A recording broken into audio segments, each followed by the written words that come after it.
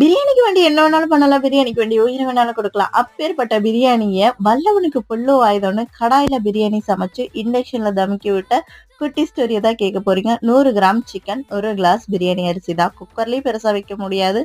குடால்லயே வந்துட்டு பெருசா வைக்க முடியாது. இண்டக்ஷன்ல கடாயிலேயே பிரியாணி சமைச்சிரலான்னு பிரியாணிக்கு தேவையான மசாலாலாம் ப்ரிப்பேர் பண்ணி, மசாலா நல்லா வதங்குனதுமே வச்சிருக்கக்கூடிய 100 கிராம் சிக்கனை ஆட் பண்ணிட்டு, சிக்கன் நல்லா வெந்து வந்ததுமே தண்ணி தேவையான அளவுக்கு ஆட் பண்ணி தண்ணி கொதி வந்துடுமே 1 கிளாஸ் பிரியாணி அரிசியை போட்டு நல்லா செட் ஆகி பிரியாணி தம்கி விடுற ஸ்டேஜ் வந்துடுமே 1 ஸ்பூன் நெய்யை விட்டு நல்லா சேர்த்து கிளறி விட்டு ப்ரெஷர் அண்ட் ஸ்டீம் வெளியில போகாத மாதிரி ஒரு பிளேட்டை போட்டு 4 பக்கம் நல்லா கவர் பண்ணிட்டு ஒரு குண்டை நிறைய பச்சை தண்ணி ஏற்றி மேலே லோ ஃப்ளேமில் வச்சு செட் பண்ணி டேஸ்டியாக பிரியாணியை ரெடி பண்ணியாச்சு.